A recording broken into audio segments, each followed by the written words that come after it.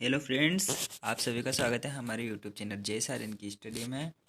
आज हम 12th class की जो बुक है जियोग्राफी की, यानी कि भूगोल की जो बुक है उसके बारे में पढ़ेंगे। तो इसका लेसन नंबर 8 हम पढ़ेंगे। इससे पहले हमने 7 लेसन कंप्लीट कर चुके हैं और ट्रिक से पढ़ चुके हैं। तो आप सभी को वीडियो की पीडीएफ वीडियो की डिस्क्रिप्शन में मिल जाएगी। तो चलो दोस्तों, स्टार्ट करते हैं हमारा चैप्टर, जिसका नेम है निर्माण और उद्योग। तो स्टार्ट करने से पहले आप सभी मित्रों को जय श्री राम। चलो स्टार्ट करते हैं। निर्माण उद्योग। निर्माण उद्योग यानी कि उद्योगों में किन किन वस्तुओं का निर्माण होता है, कौन कौन सी वस्तुएं हैं जिनका उद्योगों में निर्माण होता है, तो उन सभी के बारे में हम डिटेल से देखेंगे। तो उद्योग के बारे में हम आज पढ़ने वाले हैं। तो चलो स्टार्ट करते हैं हम अपनी वीडियो को। स्टार्ट करने से पहले देखते हैं निर्माण उद्योग। आखिरकार निर्माण उद्योग होता क्या है। तो नाम से ही पता लग रहा है कि किसी उद्योग में जिन वस्तुओं का निर्माण होता है उन्हें निर्माण उद्योग कहते हैं। परिभाषा देख लेते हैं।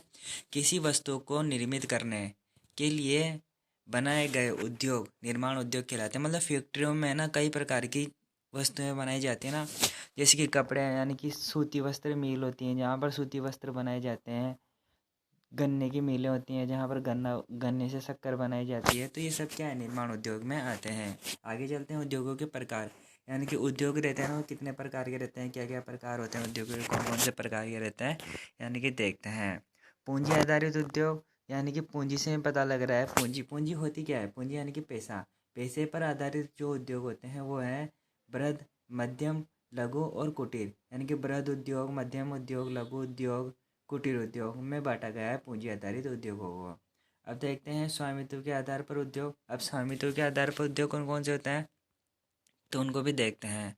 सार्वजनिक सेक्टर, या सार्वजनिक सेक्टर यानी कि जो सरकार के अधीन जो सेक्टर होते हैं तो वो इसमें आ जाएंगे। व्यक्तिगत सेक्टर, यानी कि जो हमारे जो स्वयं के जो उद्योग होते हैं वो इसमें आ जाएंगे। मिश्रित उद्योग, जो सरकारी और व्यक्तिगत दोनों प्रकार के होते हैं वो इसमें आ जाएंगे। तो ये सब क्या है, ये सब उद्योग है जो स्वामित्व के आधार पर है। और दोस्तों, आपको वीडियो की पीडीएफ वीडियो के डिस्क्रिप्शन में मिल जाएगी।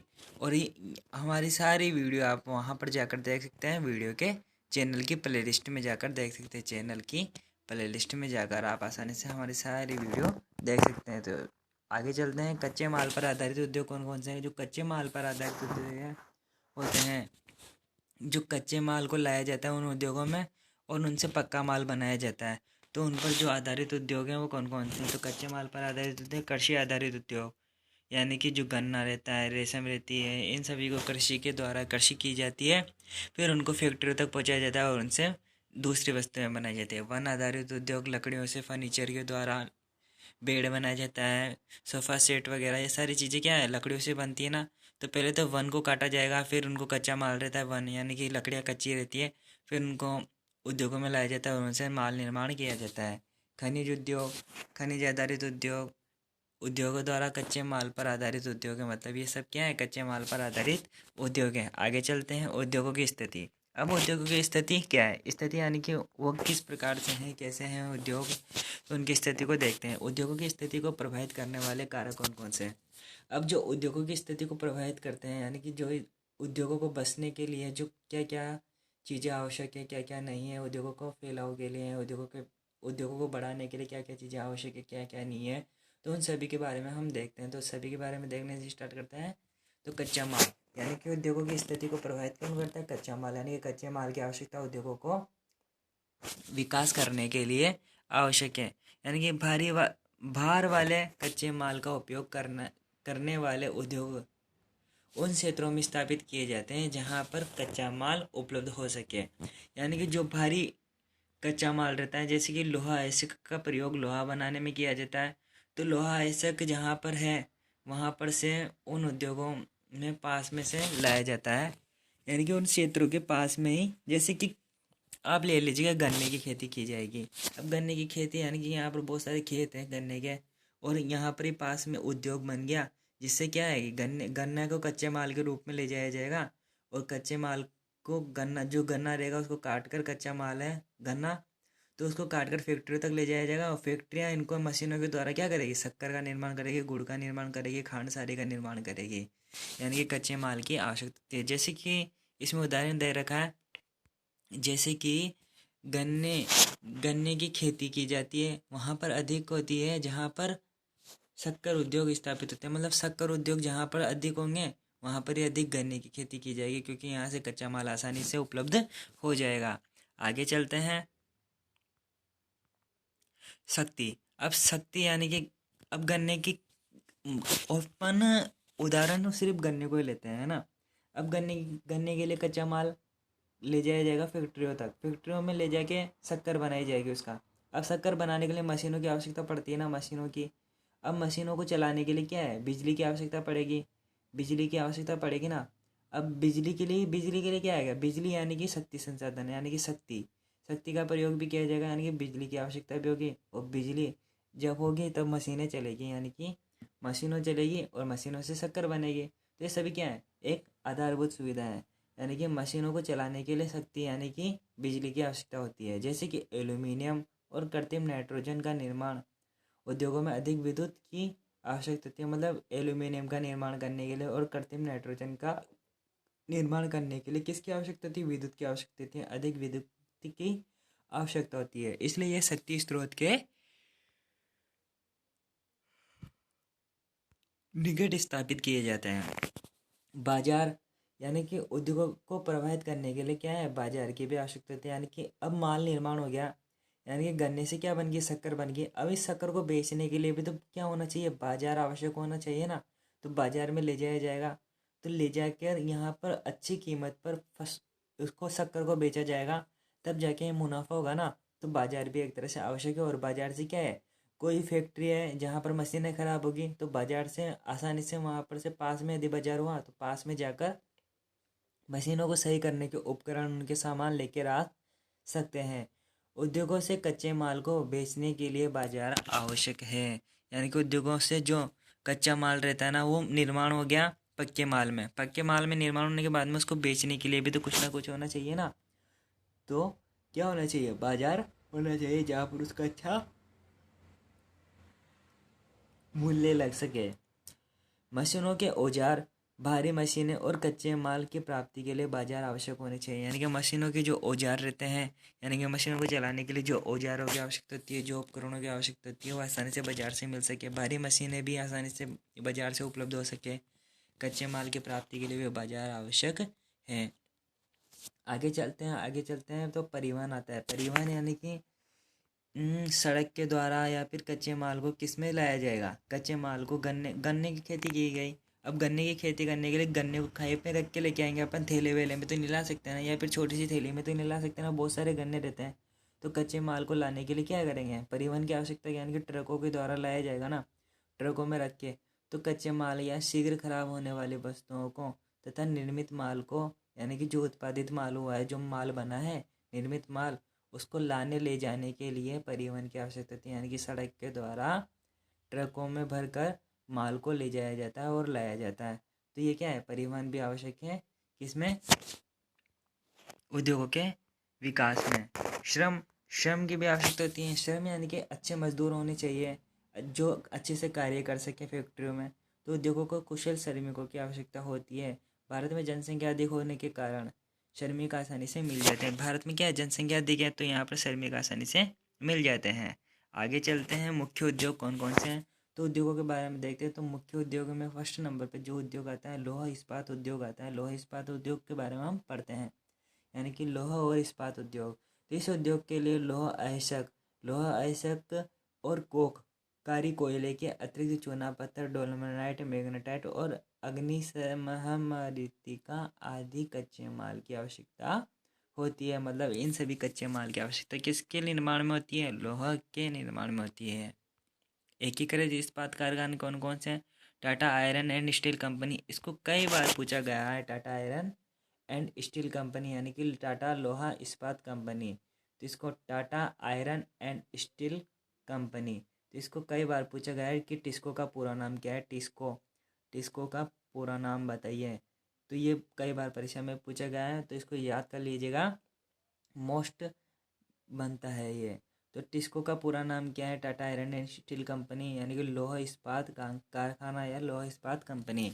कोलकाता मुंबई रेलवे मार्ग के बहुत निकट स्थित है ये, कौन सी, Tata iron and steel company. आगे चलते हैं। भारतीय लौह और इस्पात कंपनी यानी कि इसको, ये भी मोस्ट इम्पोर्टेंट बनती है, यानी कि वेरी वेरी मोस्ट इम्पोर्टेंट है, 3 स्टार लगा लीजिएगा इससे।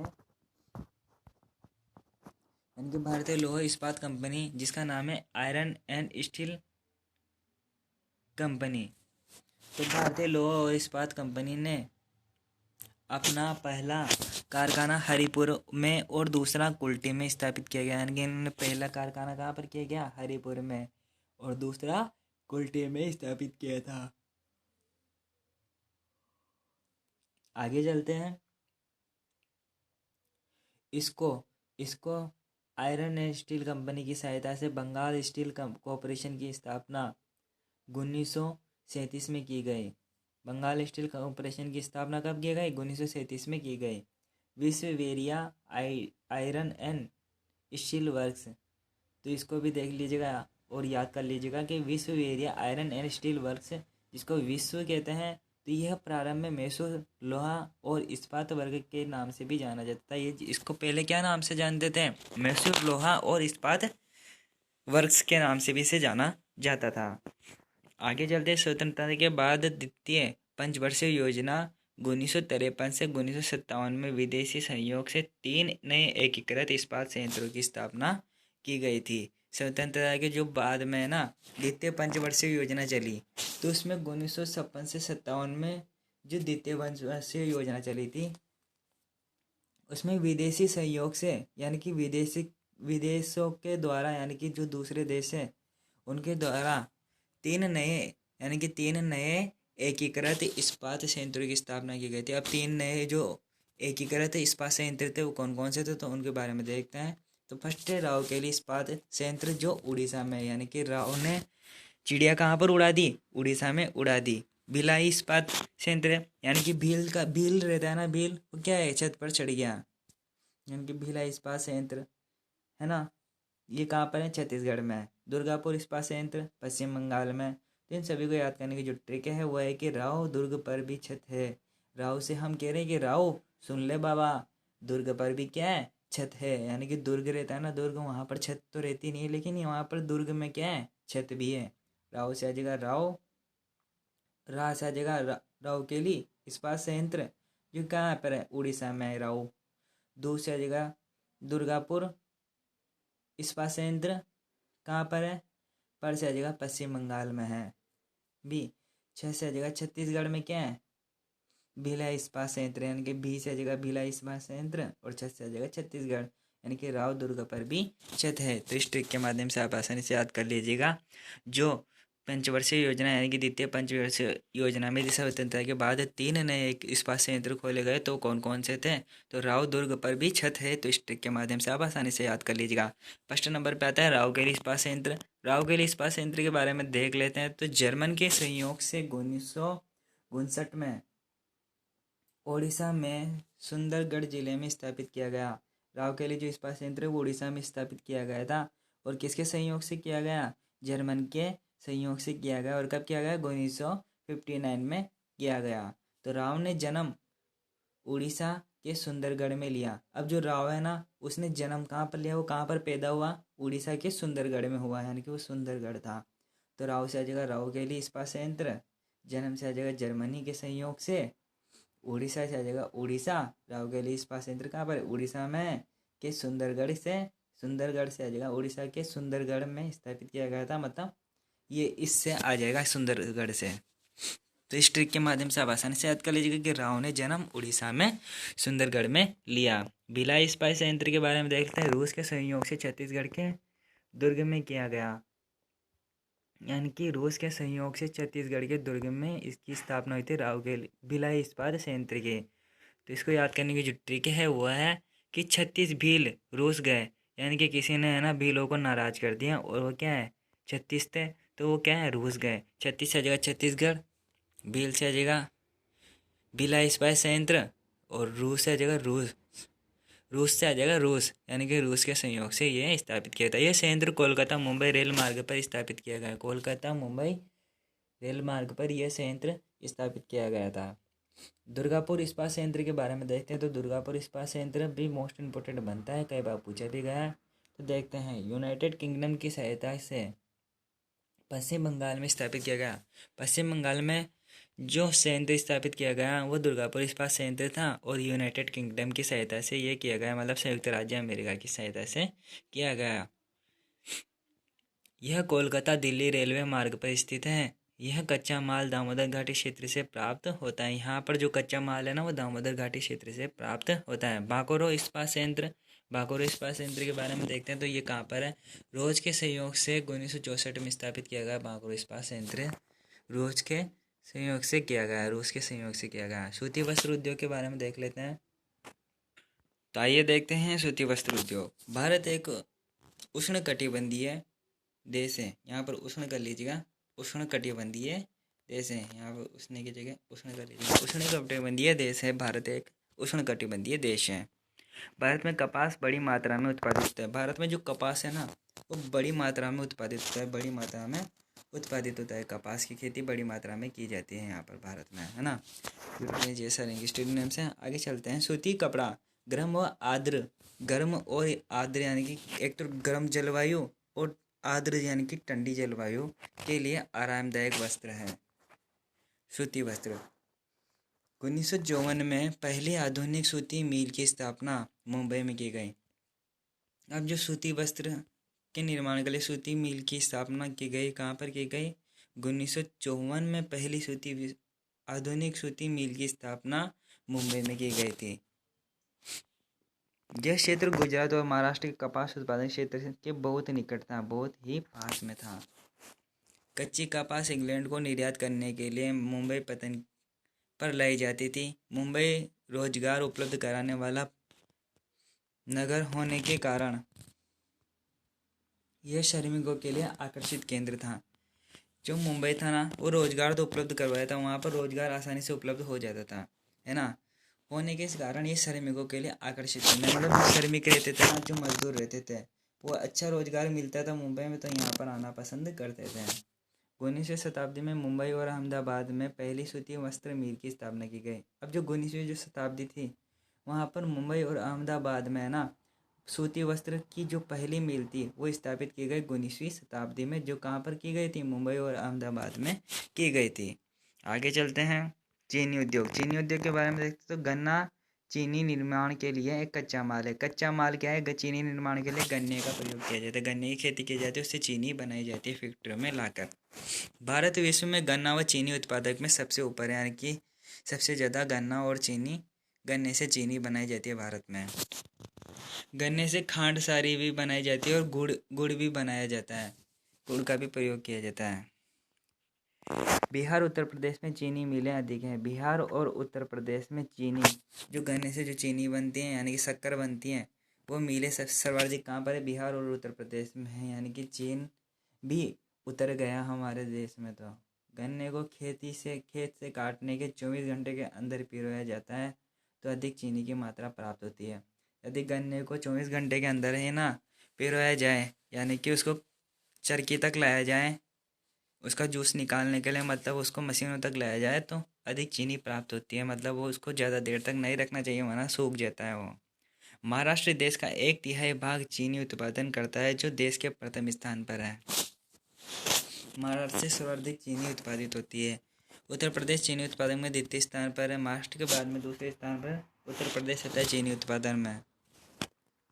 गन्ने को खेतों से काट कर एकत्रित करने से लेकर ढुलाई तक सुक्रोज की मात्रा घटती रहती है। मतलब गन्ने को जितनी देर तक आप रखोगे, मशीनों तक नहीं लाओगे, तब तक वो सूख जाएगा। मतलब गन्ना रहता है ना अपनी सूखता जाता है, मतलब उसकी जो नमी रहती है वो सूखती जाती है। पेट्रो रसायन उद्योग के बारे में देख लेते हैं। तो आइए स्टार्ट करते हैं। पेट्रो रसायन के पेट्रोलियम वगैरह। परिष्कृत पेट्रोल से कई प्रकार की वस्तुएं बनाई जाती है। जो पेट्रोल रहता है ना उससे कई प्रकार की वस्तुएं बनाई जाती है, जो अनेक नए उद्योगों के लिए कच्चा माल उपलब्ध कराती हैं। इन्हें सामूहिक रूप से पेट्रो रसायन उद्योग के नाम से भी जाना जाता है। उद्योगों के इस वर्ग को 4 भागों में बांटा गया है: पॉलीमर, कृत्रिम रेशे, इलेक्ट्रोमर्स, पृष्ठ सक्रिय का। पेट्रो रसायन सेक्टर के अंतर्गत 3 संस्थाएं कार्यरत है। 3 संस्थाएं कार्य कर रही है पेट्रो रसायन सेक्टर के अंतर्गत। कौन सी है? IPCL, भारतीय petroleum corporation limited, Indian petroleum corporation limited. IPCL का फुल नेम है Indian petroleum corporation limited. Petrofils corporation limited. CIPET central institute of plastics engineering and technology. CIPET का पूरा नाम है, यानी कि सेप्ट भी इसके अंतर्गत पेट्रो रसायन के अंतर्गत कार्य कर रही है। मुंबई का यह पहला रासायनिक उद्योग 1961 में स्थापित ऑर्गेनिक केमिकल्स इंस्टीट्यूट लिमिटेड नोसियल स्थापित किया गया। ज्ञान आधारित उद्योग में देख लेते हैं ज्ञान आधारित उद्योग कौन कौन से हैं। भारत में सॉफ्टवेयर उद्योग में भारत के अर्थव्यवस्था में सबसे अधिक तेजी से विकसित हुए सेक्टर की जगह ली है। जो सॉफ्टवेयर उद्योग है वो ज्ञान आधारित उद्योग है, मतलब ज्ञान से हमारा जो कंप्यूटर ज्ञान है उससे सॉफ्टवेयर हम बना सकते हैं। तो सबसे तेजी से विकास हुआ है अर्थव्यवस्था में इसका। भारत में उदारीकरण, निजीकरण तथा वैश्वीकरण तथा औद्योगिक विकास। तो आइए देखते हैं नई औद्योगिक नीति की स्थापना कब की गई। 1993 में की गई। ये मोस्ट इम्पोर्टेंट बनता है, पूछा भी गया परीक्षा में और पूछा भी जाएगा। तो इसको देख लीजिएगा कि नई औद्योगिक नीति की स्थापना कब की गई। 1993 में की गई। इसका उद्देश्य रखा गया, क्या क्या उद्देश्य थे आइए देखते हैं। प्राप्त लाभ को बढ़ाना, जो लाभ प्राप्त होता है उद्योगों से उसको बढ़ाना, मतलब अच्छी औद्योगिक क्षमता पैदा करना। विकृत तथा कमियों को दूर करना, यानी कि जो कमियां रह गई हैं उद्योगों में उनको पूरी करना। अंतर्राष्ट्रीय प्रतियोगिता लाभ प्राप्त करना, यानी कि दूसरे देशों से अपनी प्रतिस्पर्धा बढ़ाना कि हमारे देश में ज़्यादा उत्पादन होता है। लक्ष्य, क्या लक्ष्य रखा गया। 3 मुख्य लक्ष्य रखे गए। उदारीकरण करना चाहिए, निजीकरण और वैश्वीकरण। वैश्वीकरण का अर्थ देश की अर्थव्यवस्था को संसार की अर्थव्यवस्था के साथ एकत्रित करना है। भारत में औद्योगिक प्रदेश, भारत का जो औद्योगिक प्रदेश है वो कौन कौन से हैं। उद्योगों को पहचानने के लिए कई सूचनाओं का उपयोग किया जाता है। उद्योगों को पहचानने के लिए कई सूचनाओं का प्रयोग किया जाता है। औद्योगिक इकाइयों की संख्या, औद्योगिक इकाइयों की जो संख्या है वो कितनी है, क्या नहीं है, उनके बारे में। औद्योगिक कर्मियों की संख्या, कितने उद्योगों में, उद्योग में कितने कर्मी हैं, कितने मजदूर काम कर रहे हैं। औद्योगिक उद्देश्यों के लिए उपयोग की जाने वाली प्रमुख शक्ति की मात्रा, यानी कि कितनी बिजली की आवश्यकता होती है। कितने उद्योग हैं जो निर्यात कर रहे हैं, मतलब वस्तुओं को बेच रहे हैं। उत्पादन प्रक्रिया, मूल्य, उत्पादन कितना होना चाहिए, कितनी मूल्य होना चाहिए, उन सभी का लेखा जोखा रखना।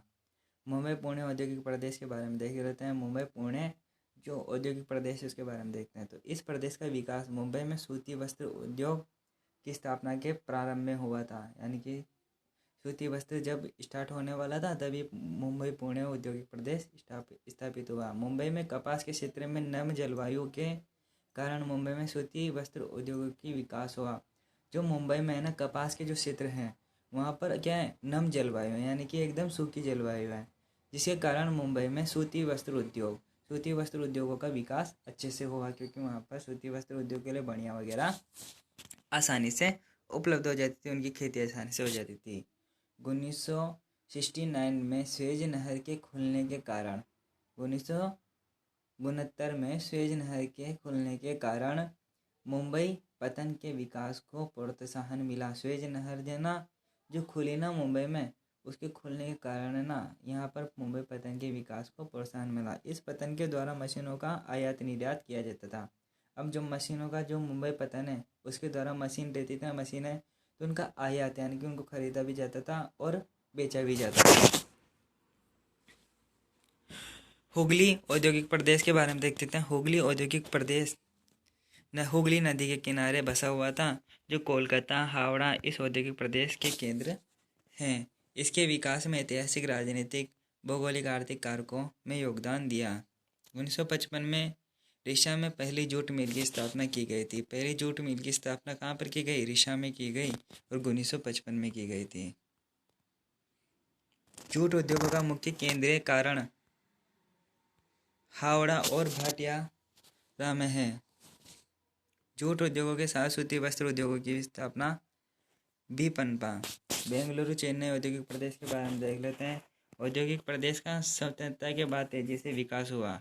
औद्योगिक प्रदेश का स्वतंत्रता के बाद क्या हुआ, तेजी से विकास हुआ। कपास उत्पादन क्षेत्र होने के कारण सूती वस्त्र उद्योगों ने सबसे पहले पैर जमाए। टेक्सटाइल, रेल के डिब्बे, डिजिटल इंजीनियरिंग, रेडियो, रबड़ के सामान, सिगरेट, माचिस, मशीन, उपकरण आदि औद्योगिक विकास इन क्षेत्रों में हुआ। गुजरात औद्योगिक प्रदेश। गुजरात औद्योगिक प्रदेश के बारे में देख लेते हैं। तो इस प्रदेश का विकास कब हुआ? गुजरात औद्योगिक प्रदेश का विकास 1960 में हुआ, जो सूती वस्त्र उद्योग की स्थापना के साथ संबंधित है। सूती वस्त्र उद्योग मतलब इसमें हुआ था। तेल क्षेत्र की खोज से पेट्रोलियम रासायनिक उद्योगों की स्थापना अंकलेश्वर, बड़ोदरा और जामनगर के चारों ओर फैली। अंकलेश्वर में भी और बड़ोदरा में भी और जामनगर में भी क्या हो गया, तेल क्षेत्र की खोज की गई और पेट्रोलियम रसायनों का प्रयोग किया गया, मतलब वहाँ से आसानी से पेट्रोल वगैरह प्राप्त किए गए।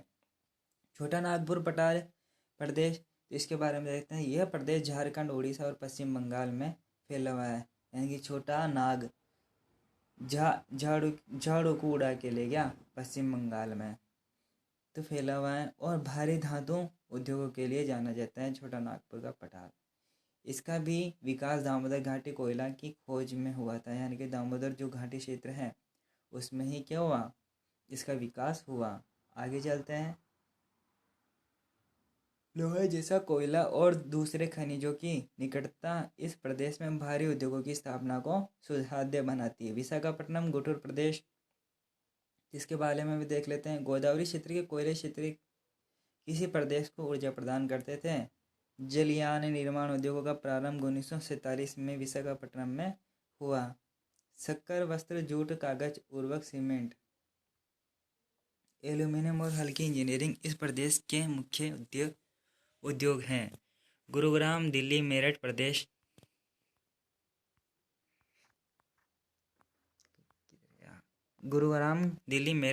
के बारे में देख लेते हैं। तो इलेक्ट्रॉनिक, हल्की इंजीनियरिंग और विद्युत उपकरण इस प्रदेश के मुख्य उद्योग हैं।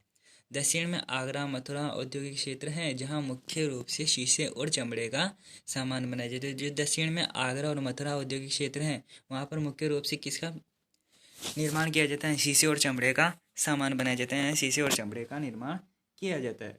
आगे चलते हैं।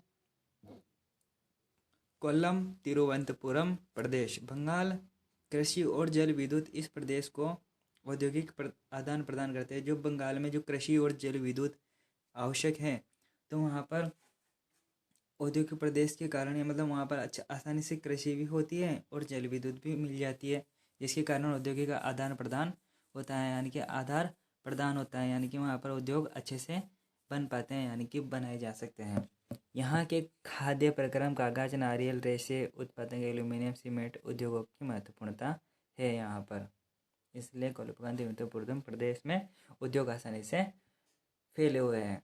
यूट्यूब चैनल जैसा इनके स्टडी से। तो धन्यवाद दोस्तों हमारी वीडियो को देखने के लिए। आप सभी का स्वागत है हमारे यूट्यूब चैनल जैसा इनकी स्टडी में। आप सभी को यहाँ पर PDF वीडियो की डिस्क्रिप्शन में मिल जाएगी दोस्तों, और आप सभी को वीडियो जितनी भी वीडियो बनाई है हमने वो आपको प्लेलिस्ट में मिल जाएगी। तो एंजॉय वीडियो विद ट्रिक के साथ।